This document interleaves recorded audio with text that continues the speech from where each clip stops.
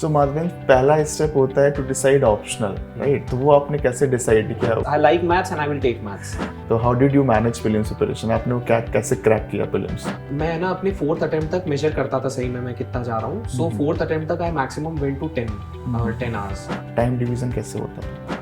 Sir मतलब ये था कि सिर्फ पता था कि मैथ्स तो एटलीस्ट मेरे को 6 से 7 घंटा देना ही है दिन का, इतना तो मेरा फिक्स था. Hello everyone, welcome to Next Rise YouTube channel. Today in Toppers Talk, we have a very special guest with us, Mr. Madhvendra, who has secured rank 153 this year. So in this session, we'll try to understand about his journey, कि उन्होंने इतनी बड़ी सफलता कैसे हासिल की. So Madhvendra, first of all, congratulations. Thank you. और please आप अपनी जर्नी के बारे में कुछ बताइए, अपने बैकग्राउंड के बारे में बताइए. Sir, I completed my graduation from IIT Kharagpur in electrical engineering in 2020. फिर उसके बाद sir like I got placement और फिर उसके बाद मैं मुंबई चला गया था. 1 साल मैंने एमएनसी में जॉब करी लगभग. और फिर उसके बाद मैंने अपना पहला प्रीलिम्स जॉब के साथ ही दिया था. And then I left my job for the mains. I came to Kota and then I started my full time preparation. And this was my 5th attempt, sir. And like first time I cleared mains, I cleared interview and God's grace हो गया sir इस बार. So this was a like overall journey UPSC की अगर broad terms में देखा जाए तो. माधवेंद्र, इस पहला क्वेश्चन कि जैसे जॉब में हम होते हैं, अपने अपने कैंपस के थ्रू ही आप जॉब में चले गए होगे, Yes, sir. तो अपने वो कॉल कैसे ली कि I no more, I will continue in corporate sector, I switch to civil services? The reason और लॉजिक और वो कॉन्फिडेंस कहाँ से आए कि you are going to leave your corporate job and then you will go for civil services? क्योंकि सबको पता तो होता है कि civil services examination is actually very unpredictable. Yes, sir. तो वो कॉर्पोरेट छोड़ के इसमें आना, वो थोड़ा सा रहता तो है वो रिस्क डिसीजन. तो how did you decide? Sir पहला तो ये था सर कि मतलब थोड़ा मेरा नेचर वैसा है कि इतना ज़्यादा मैं चीज़ों के बारे में नहीं सोचता हूँ. तो तो मतलब उस टाइम पे जस्ट जॉब लगी थी एंड कॉन्फिडेंस था सर थोड़ा कि लाइक 10 महीना जॉब कर लिया हूँ, थोड़ा बहुत एक्सपीरियंस भी है ही है. ऑनेस्टली स्पीकिंग सर, जिस दिन मैं फर्स्ट टाइम आधा तो मेरा वर्क फ्रॉम होम हुआ था क्योंकि उस टाइम पे सर वेव चल रही थी कोविड की.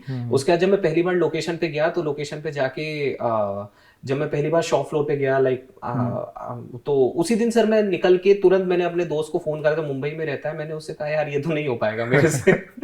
तो उसने कहा कि यार अभी तो एक ही दिन हुआ है, थोड़ा और तो रुक जा. तो मैंने कहा यार नहीं हो पाएगा, फीलिंग ही नहीं आ रही है. तो फिर सर वो रिस्क का भी नहीं था, मेन वो था सर कि मन नहीं लग रहा था मेरा.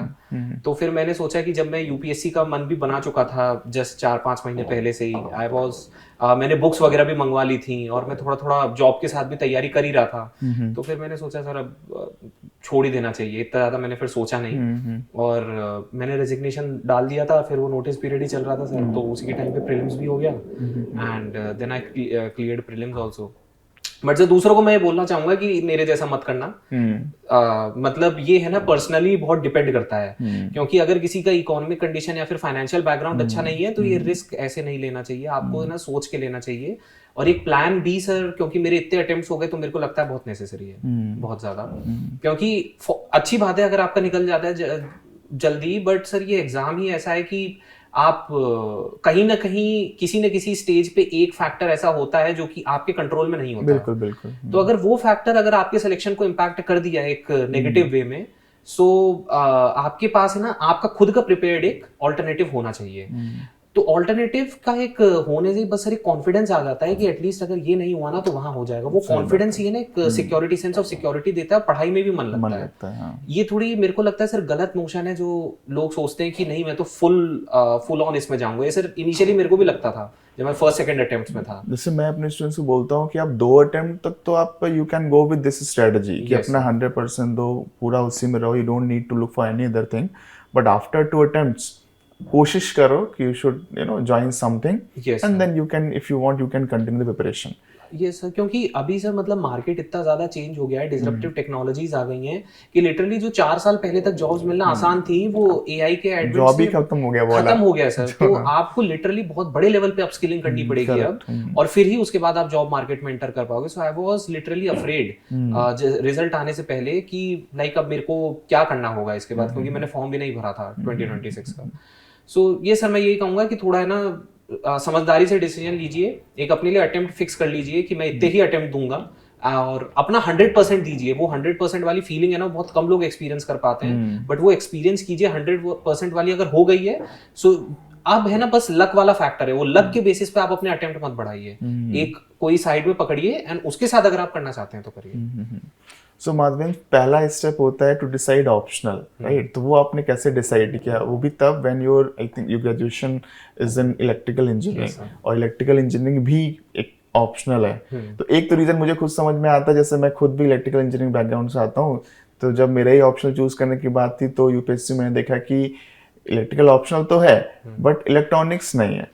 हाँ, और इलेक्ट्रिकल में questions they ask from both this engineering, electrical से भी इलेक्ट्रॉनिक्स, वो बहुत बल्की हो जाता था। हाँ, तो ये एक रीजन था कि ये वो चूज नहीं करते हैं। और दूसरा रीजन ये था कि फॉरेस्ट सर्विस में भी, जैसे प्लान बी की जैसे आप बात कर रहे थे, तो अगर if someone is looking for plan B, हालांकि फॉरेस्ट सर्विस को प्लान बी नहीं बोलना चाहिए बट स्टिल, तो उसमें electrical engineering as a subject नहीं है।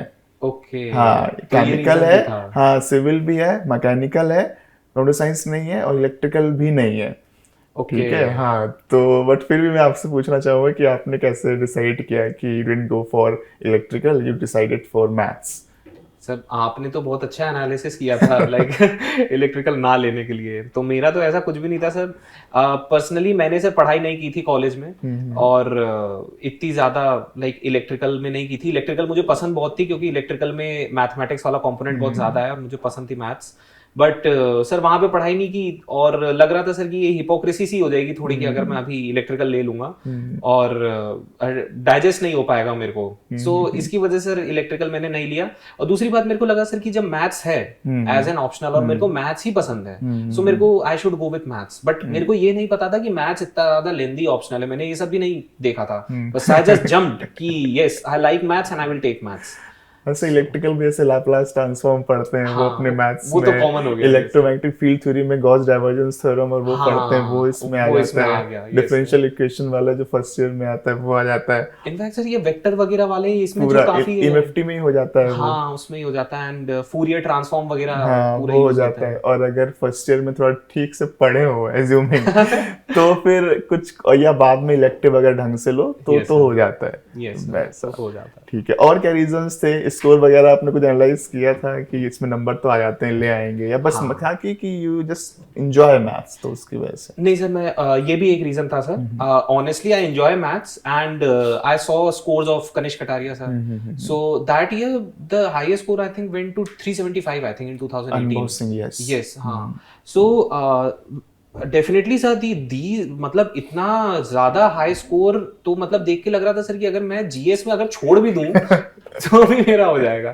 सो मैथमेटिक्स को लेके सर एक, लेकिन मैं ये कहूंगा थोड़ा ओवर कॉन्फिडेंस था। अब वो जो अचीव कर पाए थे उस चीज को, so they gave at least 1.5 to 2 years for that. And वैसे कॉलेज से थोड़ा सा उस तरह से ही पढ़ाई Mindset. करते हैं और इलेक्टिव भी उसी तरह से स्मार्टली चूज करते हैं। हाँ, जैसे कि हाँ। अपने सिलेबस में से न्यूमेरिकल एनालिसिस वगैरह है, Yes. तो कॉलेज में ही एज इलेक्टिव ऑफर होता है। Yes, जो लीनियर प्रोग्रामिंग प्रॉब्लम में वो एज ए ऑपरेशन रिसर्च करके इलेक्टिव मेरे को होता याद है है। सर एक आयंगर बुक भी आती Yes, थी, yes, हायर इंजीनियरिंग मैथमेटिक्स हाँ, की, हायर and- इंजीनियरिंग, हाँ। वो अच्छे से अगर पढ़ ली होती तो मतलब तो वो भी पूरा काफी फायदा होता है। बहुत ज्यादा हाँ, कन्वर्जेंस तो अगर पता है पहले से कि ये करना ही है तब तो काफी आसान हो जाता है, वरना तो लोड आता है, Definitely, एफर्ट तो लगता है प्रिपेयर करने में। वही सर, मतलब मैंने तो बस 6 महीने में करके मैंने अपना पहला वो दे दिया था। 6 महीने में जीएस मैथ सब कुछ करके मैंने दे दिया, तो नहीं होना ही नहीं था सर, मतलब फर्स्ट अटेम्प्ट में। तो अब मैं यही बोलूंगा, अब तो सर स्कोर्स ड्रॉप हो गए हैं, लाइक अब वो आते भी नहीं है। 300 से ऊपर लोग भी काफी कम है अब पहले के मुकाबले, एंड 320 321 इज या 316 I think is the highest. So मतलब अब तो सर मुझे लगता है कि लोगों को है ना लिटरली अच्छे से सोच के लेना चाहिए ऑप्शनल। एक ब्यूटी है माधविन, जैसे कि इसमें ये कि once you have prepared the syllabus तो मार्क्स जल्दी गिरता नहीं है। हाँ, ये है कि अगर हाँ एफर्ट लगता है पहली बार में, but once you prepare the entire optional properly तो आपको फिर वो रिवॉर्ड देगा। ये है कि अगर आप हार्ड वर्क करोगे तो रिवॉर्ड मिलता है, नहीं करोगे तो पनिश भी करता है अच्छे से। ये सर, ये बात तो है। मतलब मैथ्स में सर क्योंकि कोई डायनेमिक है नहीं, न्यूज़पेपर्स का कुछ वो रोल है नहीं, सेम सिलेबस है, सेम पीवाईक्यूज हैं। सो ये तो बात बिल्कुल सही है सर कि अगर आप अच्छे से एक बार कर लेते हो एंड यू हैव कॉन्फिडेंस। अच्छा सर, मैथ्स में ना कॉन्फिडेंस आना है ना, वो ही आधे से ज्यादा काम कर देता है। और वो कॉन्फिडेंस ही ना सर एग्जाम से 4-5 दिन पहले तक है ना, आधे से ज्यादा लोगों को नहीं आ पाता है कि मैथ्स में कॉन्फिडेंट है वो। दूसरे जो ह्यूमैनिटीज बेस्ड ऑप्शनल है ना, दे गिव यू कॉन्फिडेंस कि मैं लिख तो दूंगा मैं। मैथ्स में आपको पता रहेगा आप कितने पानी में हो। करेक्ट। ये उसकी ऑनेस्टी बेसिकली उसकी नेगेटिव अपसेट ही कर देते हैं कि जो बताता है ना कि भाई, मैं अपने स्टूडेंट को हमेशा बोलता हूँ कि before entering the examination hall you will know कि आपके साथ क्या होने वाला है। तो पहले से प्रिपेयर रहोगे तो उतने ही कॉन्फिडेंस साथ एंट्री करोगे आप। यस सर, और वो बहुत हेल्प करता है सर। अच्छा माधवेंद्र, प्रीलिम्स की क्या स्ट्रेटेजी थी? जैसे कि आप प्रीलिम्स लगातार निकालते रहे, कुछ बच्चे स्टार्टिंग प्रीलिम्स में ही दे गट स्टक, तो how did you manage prelims preparation? आपने वो क्या कैसे क्रैक किया prelims? Sir prelims is a very very brutal stage honestly. मतलब मेरा प्रीलिम्स में हर बार निकला था, लाइक जीएस में मेरे अच्छे स्कोर्स थे, बट एक बहुत ही अजीब सी एनोमली हुई कि 3rd ईयर में I failed in CSAT. That too, when your option is mathematics, you can't tell anyone. Yes. Now I'm telling And also everyone. coming from IIT background, IIT background. CSAT में fail हुआ, किसी को बता नहीं सकती ऐसी चीज है। Yes sir. So वो तो एक बहुत ही बड़ा कंप्लीट शॉकर था मेरे लिए। तो वो सर है ना, वो ईगो के चक्कर में हुआ था। एक क्वेश्चन में बस हो गया कि ये तो निकाल के बढ़ूंगा, और वो था कि इंग्लिश तो अटेम्प्ट करना ही नहीं है। फर्स्ट सेकंड अटेम्प्ट में बढ़िया बस मैथ्स करता था, फुल 98-100 मार्क्स आ जाते थे 2021-22 में। तो वही 2023 में भी लेके गया, एंड अनएक्सपेक्टेडली उस साल इंग्लिश कंपैरेटिवली इजी थी, जो कि मैं करता ही नहीं था, और मैथ्स सडनली लेवल इंक्रीज हो गया था। तो बस सर वहां पे फंस गया। तो मेरे को वहां जाके पता चला सर कि प्रीलिम्स है ना, लाइक बहुत ज्यादा ब्रूटल स्टेज है। आपको वो बहुत ज्यादा इफेक्ट करती है कि आप प्रिपरेशन बस स्टार्ट ही करे हो, आप घुसे हो बस एग्जामिनेशन प्रोसेस में और आप बाहर वहीं से हो गए। So it affects the mental calibre and the mental confidence of the students. तो सर पर्सनली मैं तो लोगों को यही सजेस्ट करूंगा जो मैं करता था जीएस के लिए स्पेसिफिकली, कि first of all focus on static more than current. आपको स्टैटिक पे ही ज्यादा फोकस करना है। करंट आपको मुश्किल से 10 या 15 नंबर्स की आपको एज दे सकता है। आप है ना कट ऑफ के +-5 तक आ जाओगे स्टैटिक तक, और उसके ऊपर आपको करंट लेके जाएगा। बट आपको कट ऑफ के +-5 तक तो पहले स्टैटिक ही लेके आएगा। So you have to be very very deft with your static. And apart from that, secondly trust your intuition. एक वो जो इंट्यूशन ट्रस्ट और डेवलप करने वाली बात होती है ना, you have to work on that.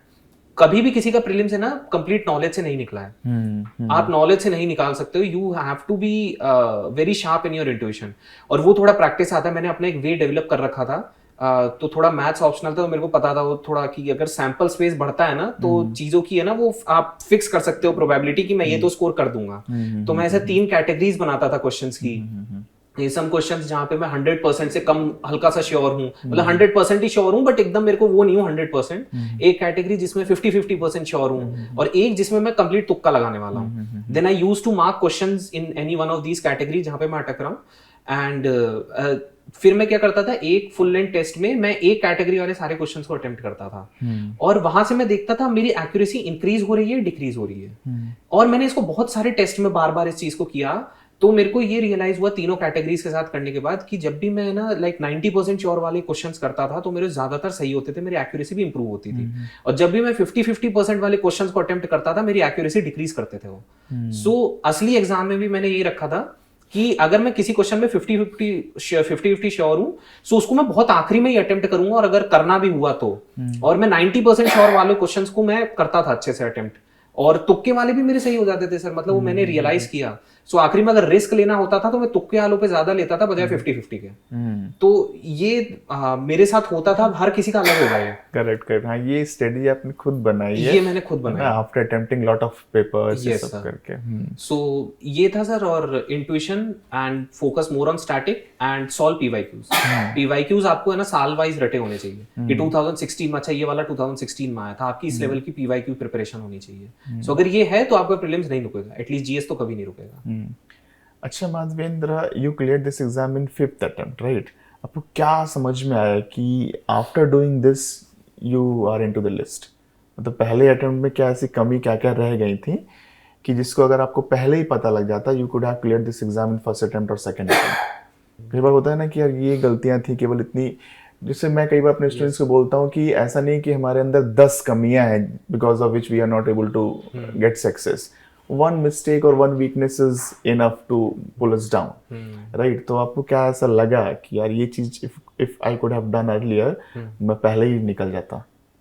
ये मैं उनके लिए जो फ्रेशर बच्चे आ रहे होंगे या इनका पहला दूसरा अटेम्प्ट होगा, तो उनके लिए मैं बेसिकली पूछ रहा हूँ कि व्हाट दे शुड डू और what they should avoid in order to get success in in initial phases itself. Okay sir, मतलब मेरे लिए तो पर्सनली सर, अगर मैं फर्स्ट अटेम्प्ट से अगर वापस दे रहा होता, सो मे बी लोगों को ज्यादा ये पसंद नहीं आएगा, बट मैं सर प्रीलिम्स तो घर से देता, बट प्रीलिम्स के बाद मैं दिल्ली आ जाता टू गिव मेंस।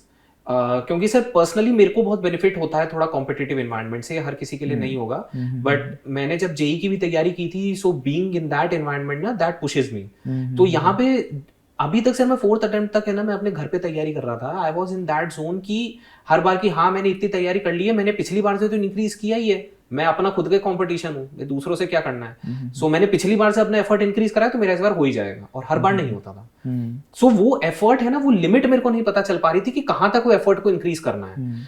वो मेरे को यहाँ पे आगे पता चला कि जब मैं देखता था कि फॉर एग्जाम्पल मैंने दिन में 2 टेस्ट लिख दिए हैं, सुबह भी लिखा, दोपहर में भी लिखा, फिर उसके बाद मैं ऐसे ही वापस से जाता था मतलब अपने फीडबैक वगैरह लेने के लिए, तो मैं सेम उन्हीं बच्चों को देखता था जो सुबह से बैठे हुए हैं और वो अपना तीसरा टेस्ट लिख रहे हैं। सो ये देख के मेरे को लगता था कि यार मतलब मैं अभी इसमें थक गया हूँ, so I need to increase my capacity more. तो पर्सनली मेरे को इस चीज में बेनिफिट हुआ, मैं यही करता, मैं कॉम्पिटिटिव एनवायरनमेंट में वहां पे जाता और वहां पे परफॉर्म करने की कोशिश करता। सेकेंडली सर मैं अपना 100% देने की कोशिश करता अंडर अ गाइडेंस। मैंने गाइडेंस नहीं ली थी अपने इनिशियल अटेम्प्ट्स में, और उसकी वजह से मेरा जो पाथ था वो मतलब स्ट्रेट होने की बजाय वो बहुत ज्यादा कर्वी हो गया।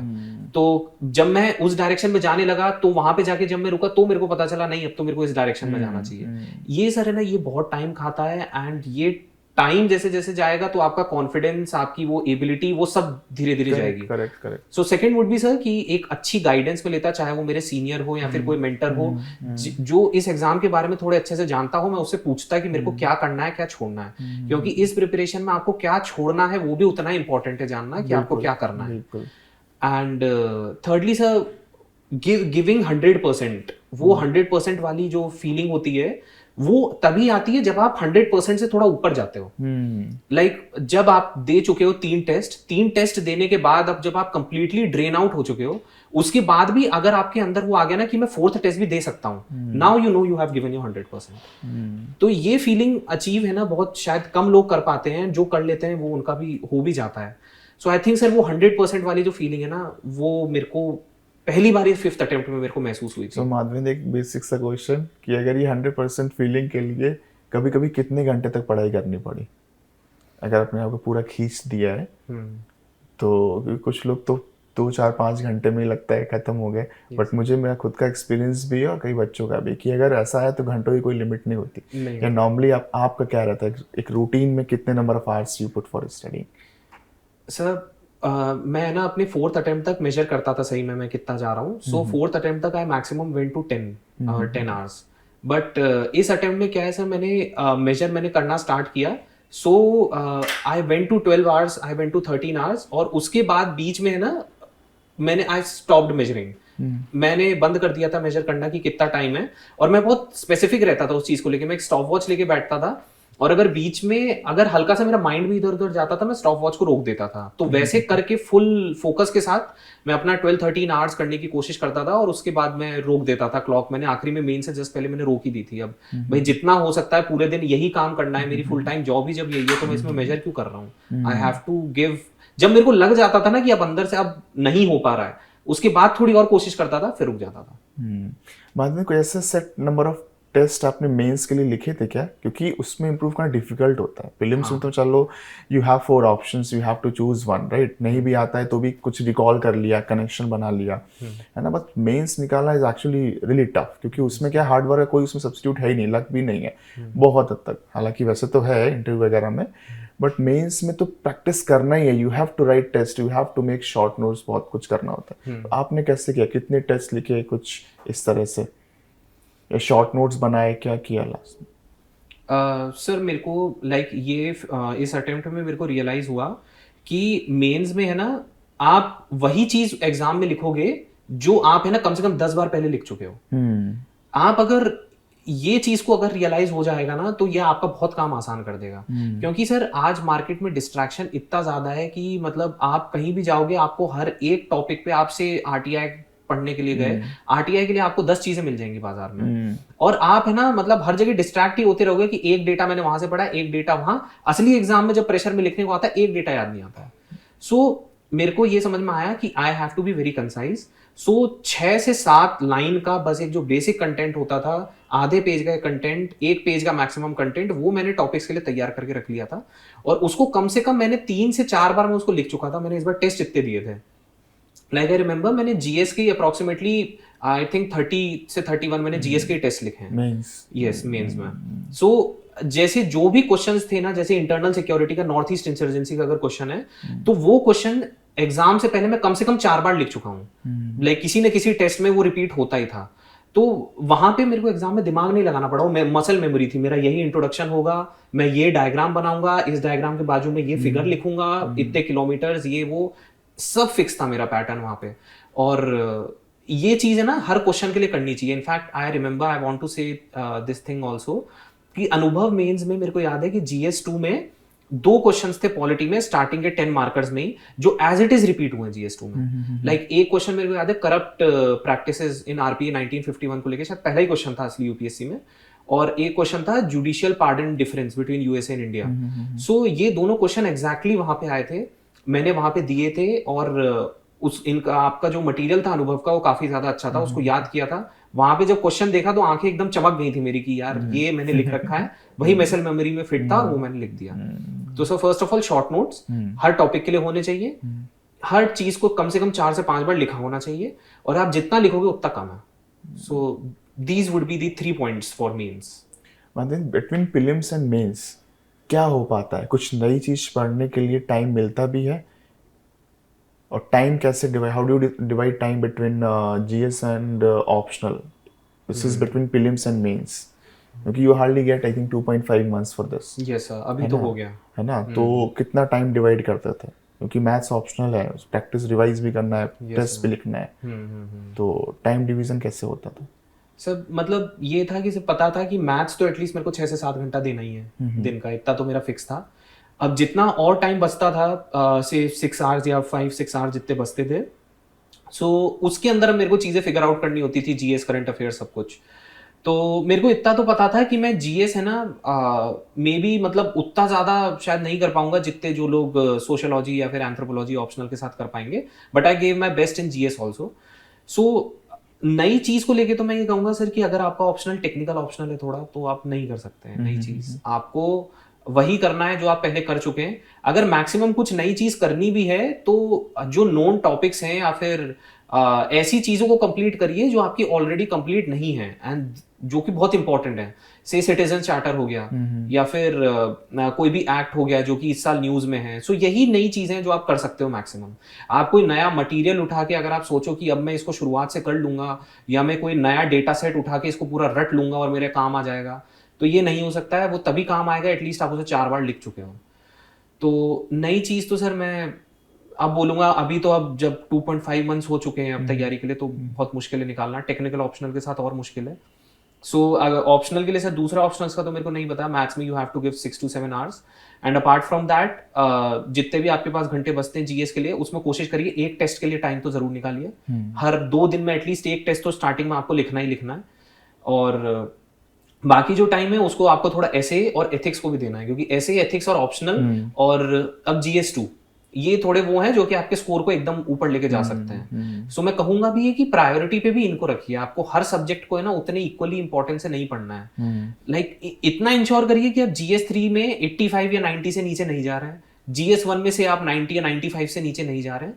अब उसके ऊपर आप बहुत ज्यादा एफर्ट मारोगे, बहुत ज्यादा, तो जाके 5 या 6 नंबर इंक्रीज होंगे GS1 या GS3 में। So focus on GS2, GS4, essay and optional, and these will take your score above anything. So आप अपने डे के टाइम को भी ऐसे डिवाइड करिए। So I would recommend this. Madhvendra, you got 294 marks in maths this year, right? Yes, sir. So if someone is targeting, let's say he's just hoping to get 260, 270 marks. तो I'll ask you कि कितना difficult है, कितना आसान है केवल 270 marks लाना maths में, या अगर बहुत अच्छा ही करना है तो क्या क्या रिक्वायरमेंट्स हैं, क्या करना ही पड़ेगा? या क्या एक क्वेश्चन ये भी आता है कि do we need to prepare each and every corner of the syllabus? हाँ, यस सर, इतना ब्रॉड सिलेबस है। हाँ, ओके सर, मेरे को इतना तो रियलाइज थोड़ा हो गया था कि मैथ्स में ना जो बीच वाला है ना वो बहुत कम होता है। लाइक 270 वाला या 280, मतलब जो थोड़े बहुत कम लोग होते हैं। यूजुअली लोग या तो 270 के अबव रहेंगे या तो लोग 230 वाले रेंज में रहते हैं, बहुत लोग मिल जाएंगे उस रेंज में। सो ये इसलिए होता है सर क्योंकि बाइनरी नेचर है थोड़ा मैथ्स का। बट अगर किसी को लाइक वो जो 270 260 वाला स्वीट स्पॉट अगर टच करना है तो मैं यही कहूंगा कि सर एक्यूरेसी पे ज्यादा ध्यान होना चाहिए।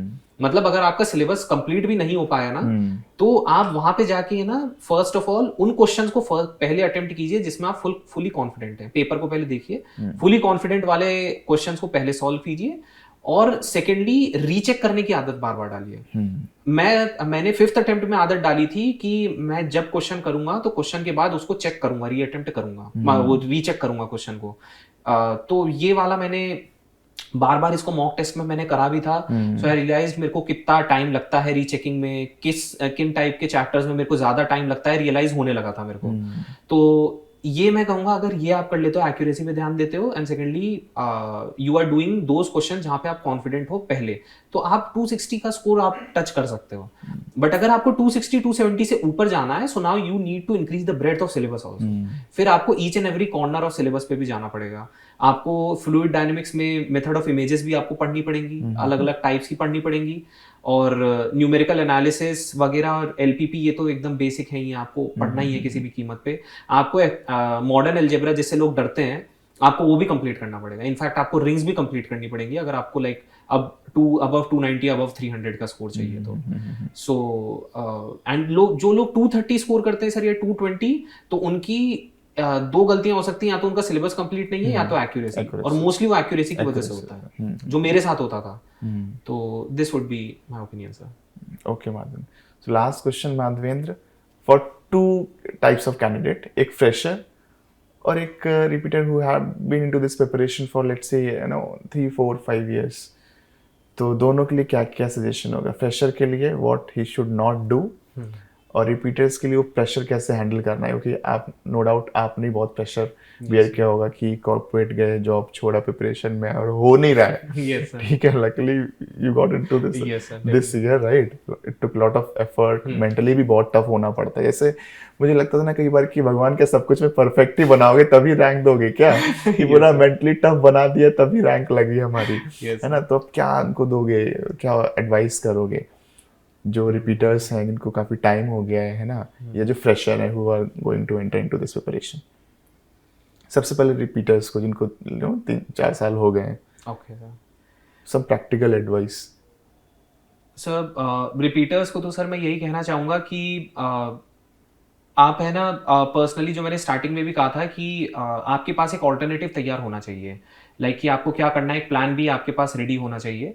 एटलीस्ट वो प्लान भी अगर बहुत ज्यादा एकदम कॉन्क्रीट और सॉलिड फॉर्म में भी अगर नहीं है तो भी चलेगा। It at least gives you confidence to proceed further.